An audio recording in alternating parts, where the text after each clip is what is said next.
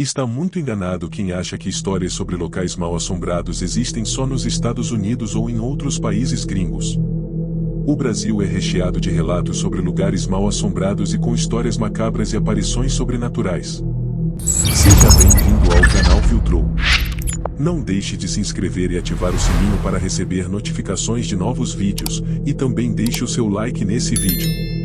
Separamos aqui 5 lugares com fama sobrenatural, então acenda as luzes, porque eu não quero ninguém borrando de medo.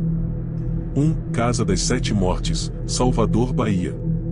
Cercada por muitas lendas, a Casa das Sete Mortes foi construída no século XVII e localizada na Rua do Pazo, no centro histórico de Salvador. A casa possui 2 pavimentos e um sótão. Sua estrutura externa é feita em alvenaria. Na fachada principal, com parede revestida de azulejos azuis portugueses do século XIX, há 3 portas no primeiro pavimento e 4 janelas rasgadas com ornamentos e balcões no segundo pavimento. Possui um pátio interno revestido com azulejos do século XVII e piso de mármore. Na casa de banho há uma banheira incrustada de conchas e o vestíbulo é revestido com azulejos ingleses do século XIX. Mas se você acredita em fantasma, essa seria a casa mais famosa, quando o assunto é assombração em Salvador. Em 1755, um crime nunca desvendado foi registrado no que seria o Tribunal de Justiça da época. O morador, o padre Manuel de Almeida Pereira, um criado forro e 2 escravos foram mortos a facadas. E, apesar das investigações, ninguém desvendou este mistério. Por isso, rapidamente, a história se alastrou e invadiu anos e anos. As outras 3 mortes ainda divergem. Há quem diga que uma mãe e 2 filhas foram encontradas mortas no endereço, outros clamam que uma mulher escravizada envenenou os que a aprisionavam. Diante dessas 7 mortes ocorridas no casarão, o local ganhou fama de mal-assombrado. E eventos estranhos sem explicação começaram a surgir, portas e janelas que abrem e fecham sozinhas, sons de gemidos e sussurros e aparições de vultos ou névoas repentinamente no local, mesmo estando vazio. Em 1943 foi tombada pelo Instituto do Patrimônio Histórico e Artístico Nacional e atualmente funciona ali a Escola Técnica da Casa Pia. 2. Castelinho da Rua Apa, São Paulo. Quando se fala em castelo mal-assombrado, muita gente pensa nas construções europeias retratadas ou idealizadas em livros e filmes. Em uma das esquinas da famosa Avenida São João em São Paulo capital, alguma coisa acontece no coração de quem passa pelo majestoso edifício que ali se ergue conhecido como o Castelinho da Rua Apa. Apesar de não ser propriamente um castelo, dizem ser mal-assombrado graças a um infame episódio, nunca devidamente esclarecido. 1937. Os habitantes da peculiar residência eram uma família importante e influente na cidade à época.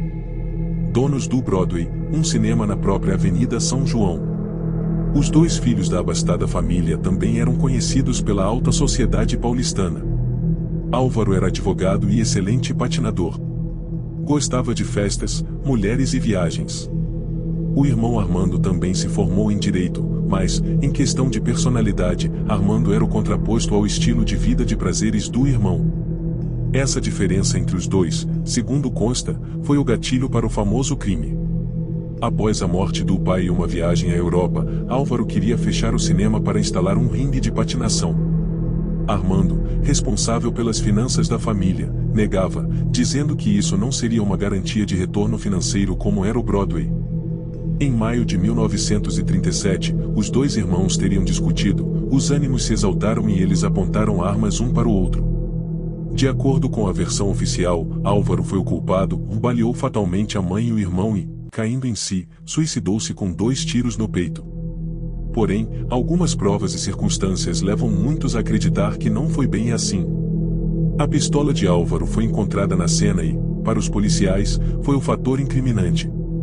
Porém, o método de seu suicídio já era incomum o suficiente. Além disso, os legistas encontraram vestígios de pólvora na mão de Armando, e, para eles, o mais novo dos irmãos tinha sido o autor.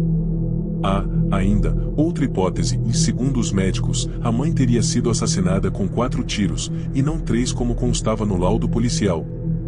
2 das balas seriam de uma arma de calibre diferente da pistola de Álvaro, o que indicaria a presença de uma 4ª pessoa e tornaria o crime uma chacina encomendada.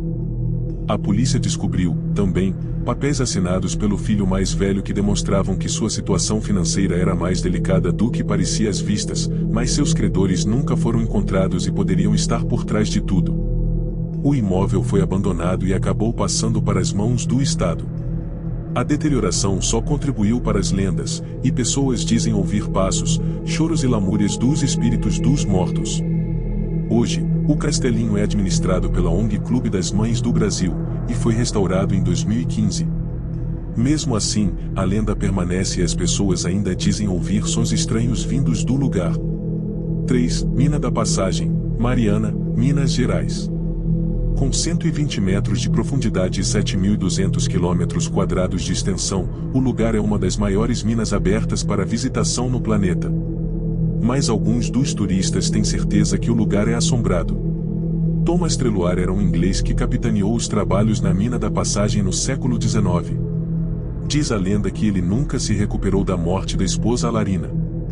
Era comum o capitão cruzar a cavalo o Morro de Santana, onde morava, e chegar pela margem do Ribeirão do Carmo até a Passagem de Mariana. Alguns dos relatos falam sobre um vulto fantasmagórico montado a cavalo que se identifica como o Capitão Jack, para quem o flagra rondando o cemitério dos ingleses. Acredita-se ser este o fantasma de Thomas Treloar que, após sua morte, voltava sempre para visitar Alarina. É fato que o cemitério onde eram enterrados os ingleses, em Passagem, já foi revolvido por muitos caçadores de tesouros. Acredita-se que membros daquela comunidade foram enterrados com suas joias. Estas violações ocorreram em períodos intermitentes, nos quais o cemitério ficou abandonado. O maior mistério, entretanto, reside no cemitério dos Negros, no alto do Morro de Santo Antônio, onde outrora floresceu o arraial de São Vicente. Não há quem duvide do fato de conter aquelas sepulturas rasas, onde eram enterrados os negros, incalculáveis tesouros escondidos. Há pessoas que afirmam que os negros enterravam com seus mortos parte do ouro desviado das catas, na esperança de, ao recuperarem algum dia a liberdade, terem como sobreviver. Em 1936, houve uma inundação e 15 mineiros que trabalhavam no local morreram afogados. Dizem que eles continuam fazendo barulhos de sinos de correntes para afastar os visitantes. 4. Cemitério Santa Isabel, Belém, Pará. No belenense cemitério Santa Isabel, não são incomuns visitas ao túmulo de Josefina Conte. Josefina nasceu em 1915 e morreu aos 16 anos, de tuberculose, sendo enterrada no local.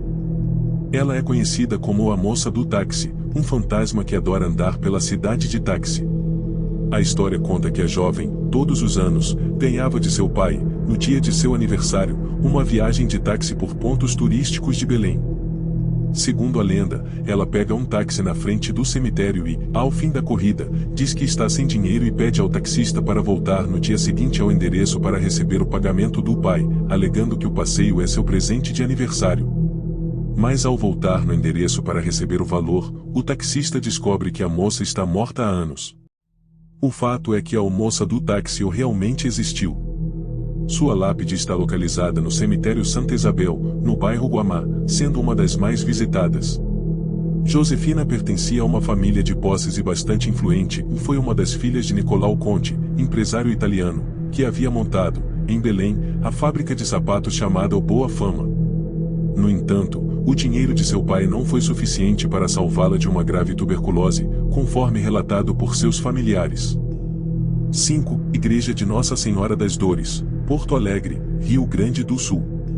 Os quase 100 anos que separam o início das obras da Igreja de Nossa Senhora das Dores e a inauguração do templo foram responsáveis pela criação de uma lenda. A lenda relacionada com a agora basílica tem origem em uma história que envolve um escravizado de nome Josino, que supostamente trabalhava nas obras do templo. Acusado de um crime, ele disse ser inocente, mas foi condenado à morte. Antes de morrer enforcado, Josino teria rogado uma praga que comprovaria sua inocência, as obras no prédio nunca seriam concluídas.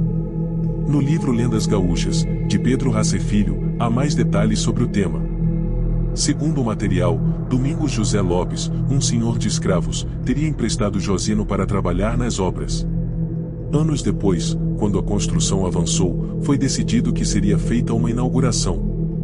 Para isso, uma imagem de Nossa Senhora ricamente enfeitada de joias foi instalada no interior do templo.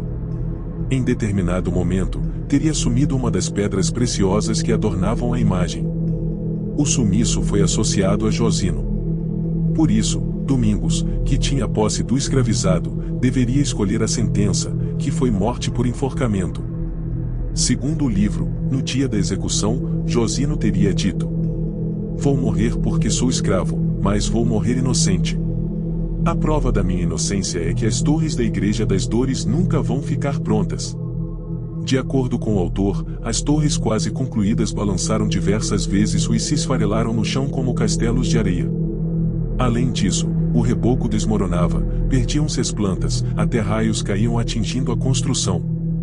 A história da maldição se espalhou pela cidade e se tornou uma lenda urbana de Porto Alegre desde então.